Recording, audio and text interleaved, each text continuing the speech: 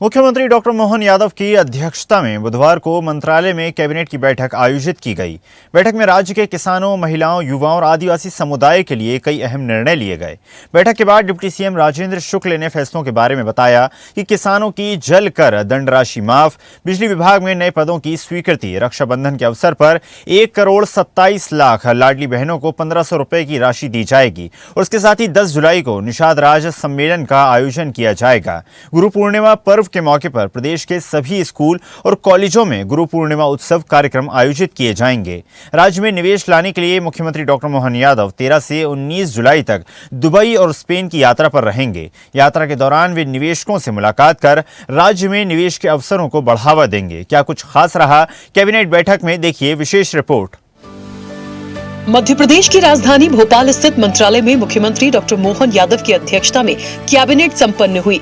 बैठक में किसानों की जलकर दंड राशि माफ, बिजली विभाग में 49,263 नए पदों की स्वीकृति, लाडली बहनों को रक्षाबंधन के अवसर पर 250 रुपए राशि का अतिरिक्त वितरण, आदिवासी और ग्रामीण विकास योजनाओं सहित कई अहम निर्णय लिए गए। इसके अलावा ये भी बताया गया कि मुख्यमंत्री 13 से 19 जुलाई तक मध्य प्रदेश में औद्योगिक निवेश के लिए विदेश यात्रा पर रहेंगे। कैबिनेट की बैठक में ये भी निर्णय लिया गया कि 10 जुलाई से प्रदेश के सभी स्कूल कॉलेजों में 2 दिवसीय गुरु पूर्णिमा उत्सव का आयोजन किया जाएगा, जिसमें जन प्रतिनिधियों से लेकर साधु संतों तक की सहभागिता होगी। बैठक में विशेष रूप से ये भी जानकारी दी गई कि मुख्यमंत्री डॉक्टर मोहन यादव द्वारा कुलपति को कुलगुरु कहने की परंपरा अब जवाहरलाल नेहरू विश्वविद्यालय ने भी अपनाई।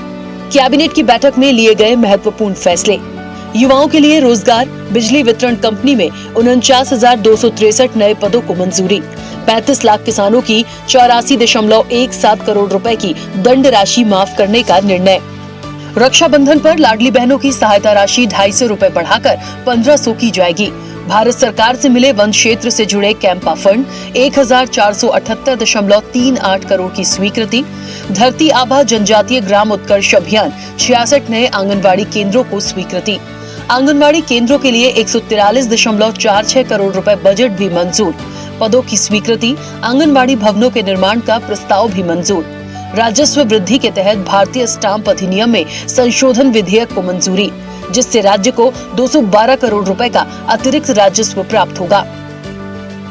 कैबिनेट बैठक के बाद दी गई जानकारी में बताया गया कि मूंग का कुल उपार्जन 40% बढ़ाने केंद्र सरकार को पत्र लिखा जाएगा। प्राइस सपोर्ट स्कीम के अंतर्गत मूंग में 3.51 लाख को मंजूरी है और 8 लाख के लिए केंद्र सरकार की मंजूरी को आवेदन पत्र लिखा है। इसके अलावा गुरु पूर्णिमा पर 2 दिवसीय राज्य स्तरीय कार्यक्रम आयोजित किए जाएंगे। प्रदेश के सभी स्कूल कॉलेज में गुरु पूर्णिमा उत्सव कार्यक्रम आयोजित होंगे। 10 जुलाई को निषाद राज जयंती पर भोपाल में महासम्मेलन होगा। 5 करोड़ की लागत से आधुनिक केवट प्रशिक्षण संस्थान की स्थापना को मंजूरी। लुधियाना में हुए इंटरैक्टिव सेशन में 15,606 करोड़ के निवेश प्रस्ताव प्राप्त हुए। 20,275 रोजगार के अवसर, 400 से अधिक उद्योग प्रतिनिधियों ने लिया भाग। मुख्यमंत्री डॉक्टर मोहन यादव 13 से 19 जुलाई तक दुबई और स्पेन की यात्रा पर रहेंगे। दुबई और स्पेन में उद्योगपतियों और निवेशकों से निवेश को लेकर 1-to-1 बैठक करेंगे। एमपी में वैश्विक निवेश और प्रौद्योगिकी हस्तांतरण पर रहेगा सीएम का फोकस। लुधियाना में मध्य प्रदेश में निवेश के अवसरों पर इंटरैक्टिव सत्र हुआ है 7 जुलाई को। 400 से अधिक उद्योग प्रतिनिधियों ने इसमें हिस्सा लिया।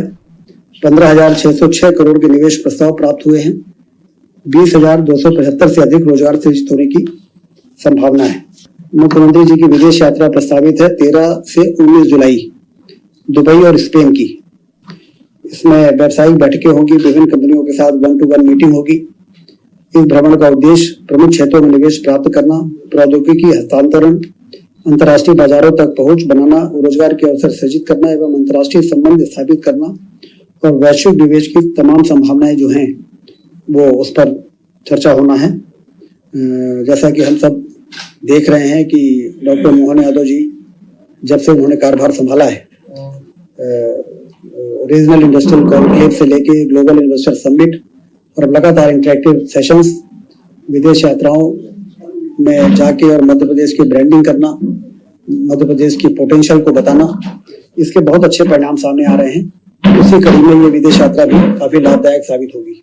डिस्ट्रीब्यूशन कंपनीज जो है, बिजली वितरण कंपनी, उसमें एक बहुत महत्वपूर्ण फैसला हुआ है। 49,263 नवीन पद की स्वीकृति हुई है। इससे इसकी जो संगठनात्मक संरचना है उसको मजबूती मिलेगी और अल्टीमेटली पावर जनरेशन और ट्रांसमिशन के बाद डिस्ट्रीब्यूशन जीरो ग्राउंड पर परफॉर्मेंस के आधार पर ही अच्छी गुणवत्तापूर्ण बिजली उपभोक्ताओं को मिल पाती है। तो मैन पावर की कमी जो लंबे समय से महसूस हो रही थी उसको दूर करने के लिए 49,263 नए पद मंजूर किए गए हैं। 49,263 ये नए पद है और अब नियमित पद इनको मिला के 77,298 हो जाएंगे और इस बीच में जो कुछ संविदा और आउटसोर्स वाले हैं वो माइनस हो जाएंगे और ये एडिशनल रेगुलर पद आ जाएंगे। BRTS हटने से बहुत अच्छे परिणाम सामने आए हैं। भोपाल जनवरी 2024 में मुख्यमंत्री जी ने BRTS को हटाने का निर्णय लिया था आम भावनाओं और जो मांग थी और उसके लिए रिजल्ट आए हैं। हादसे में एक्सीडेंट्स में 51% की कमी आई है। धरती आबा जनजाति ग्राम उत्कर्ष अभियान ये महत्वाकांक्षी योजना है। जनजाति क्षेत्र में प्रधानमंत्री जी ने जनजाति क्षेत्रों के विकास के लिए जनमन योजना, धरती आबा जनजाति ग्राम उत्कर्ष अभियान, इस प्रकार के जो कार्यक्रम जिसमें कि इंफ्रास्ट्रक्चर से लेके और तमाम बुनियादी सुविधाएं एक विशेष अभियान के अंतर्गत इन क्षेत्रों में पहुंचाई जा सके, उस दिशा में 66 नवीन आंगनबाड़ी केंद्रों की स्वीकृति, संचालन पद की स्वीकृति एवं आंगनबाड़ी केंद्र भवनों के निर्माण का ये जो प्रस्ताव था वो मंजूर हुआ है। 2025-26 से 2028-29 तक इस योजना अवधि में 19.91 करोड़ का व्यय अनुमानित है। इसमें केंद्र की राशि होगी 10.45 करोड़ और राज्य की होगी 9.46 करोड़। आंगनबाड़ी केंद्र और उसके में जो आंगनबाड़ी कार्यकर्ता, सहायिका और पर्यवेक्षक के जो पद होते हैं वो मंजूर हुए। कैंपा का जो फंड होता है, जो हमारी वन भूमि डाइवर्ट होती है, तो उस भूमि के डाइवर्जन की जो राशि होती है वो कैंपा फंड में जाती है भारत सरकार और वे भारत सरकार से संबंधित राज्यों को वापस आती है। तो 1478.38 करोड़ के उपयोग की स्वीकृति, जो कैंपा का फंड हमारे हिस्से का हमको मिला है, उसके उपयोग की स्वीकृति आज कैबिनेट ने दी है, जिसमें विभिन्न प्रकार के काम होंगे। वृक्षारोपण, लैंडस्केप के आधार पर बिगड़े वनों का सुधार, नदियों के पुनर्जीवन, जल ग्रहण क्षेत्र के वनीकरण, मृदा एवं जल संरक्षण के कार्य, ग्रामीणों की आजीविका, ग्रामों की सीमा से लगे वन क्षेत्रों में बांस प्रजाति सहित वृक्षारोपण, वन्य प्राणी संरक्षित क्षेत्र के गांवों में स्वैच्छिक विस्थापन, बफर क्षेत्र सहित संरक्षित क्षेत्रों में रहवास का विकास, नगर वनों की स्थापना, वन एवं वन्य प्राणी संबंधी अधोसंरचना सुदृढ़ीकरण एवं ग्रामीणों की क्षमता विकास, ये सारे कार्य हैं जो ऑलरेडी उसमें नोटिफाइड होते हैं।